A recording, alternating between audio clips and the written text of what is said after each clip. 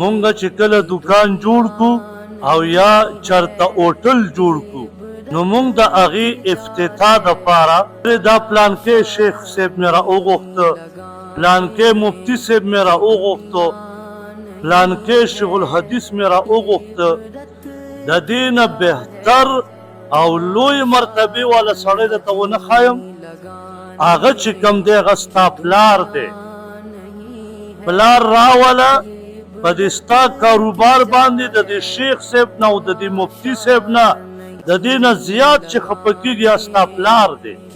ما په تاریخ کې ونه کاته او کېدی شي چې تاسو هم نه یې کتلی چې چا خپل پلار راوستی او د خپل دوکان یا د خپل هوټل افتتاح په پلار کړي.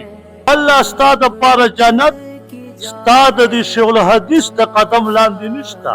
ستا دپاره که جنت کتل غواړي ستا د مور و پلار د قدمونو د لاندې او تا نه زیات ستا په کاروبار چې ستا نه زیات خفه کېږي ستا والدین.